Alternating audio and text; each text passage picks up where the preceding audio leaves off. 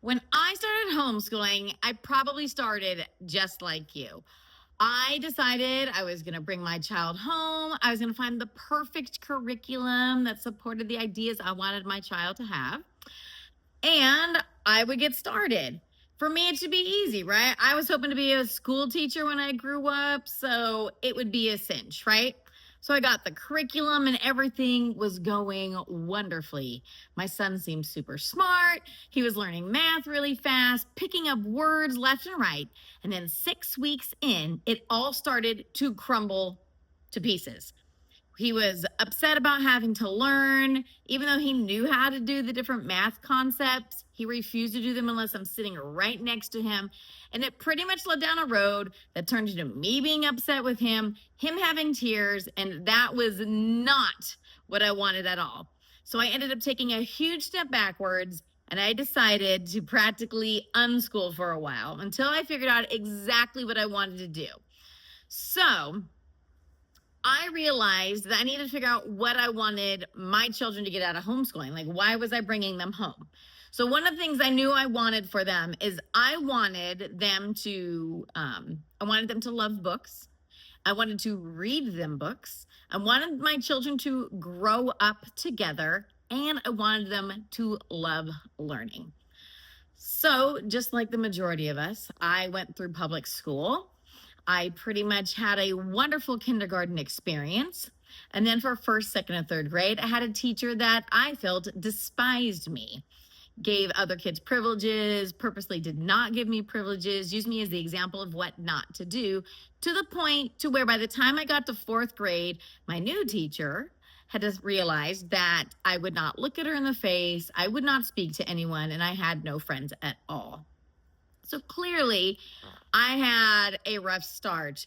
By that point, then, I was then put into pull-out classes. So, hoping they could catch me up, which it did not work, which then led to me going through all of middle school and remedial classes, and even into my freshman year in high school in remedial classes, leading to me not so much enjoying learning very much because I just went from teacher to teacher to teacher, who for the most point pointed out that they felt that I was incapable of learning.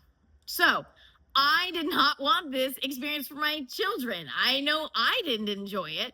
So that is why I wanted them to really enjoy learning, because I knew that if someone could learn to love it, then they would have a major advantage in life. So one night, once I had, I think, my third child, I had my husband. My husband was reading to my kids at night, and he was reading them Sherlock Holmes.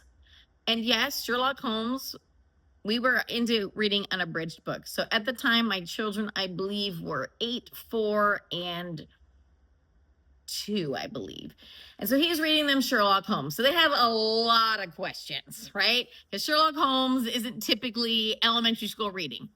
So they had lots of questions. And so I was starting to notice that they would ask questions and my husband would have to stop, or he'd ask me to quickly look something up, and we were having to answer all these questions. So this light bulb went off in my head that just from reading this one book, from one chapter, my children probably had like 8 questions. Where is England? What is chemistry? Who is Sherlock Holmes? Who is the author? And then on and on and on.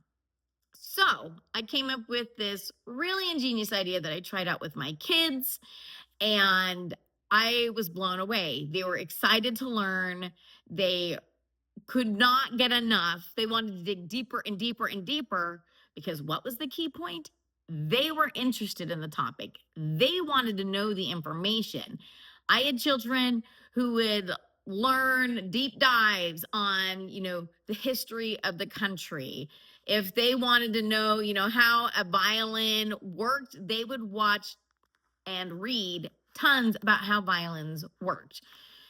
So I wanted to share this with a lot of other people. And that is why I'm here for you, because I want you to see how easy it is to take literature and turn it into learning with your children. So, what I want you to do is I want you to think about why or what you want your kids to get from their learning and their homeschooling experience. Okay. So last time in the previous video, I told you to think about what was your reason that you like the values and stuff you wanted your kids to get by the time you were done homeschooling, right? With planning with like the end in mind. So what I want you to do now is I want you to think about what you want, what you hope to get out of homeschooling with your children, not what their end result is going to be, but the things that you want to get out. Just like I said, I wanted my kids to grow up together. I wanted them to enjoy reading. I wanted them to love books and love learning. So think of those things. Like what are the things you hope your children will get out of the actual homeschooling experience, not necessarily, what your end game idea is, but what you want to get from the homeschooling experience and what kind of brought you to this point. So there's your task for right now.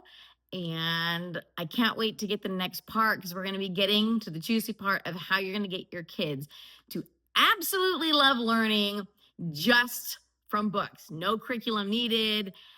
And I hope you're pleasantly surprised.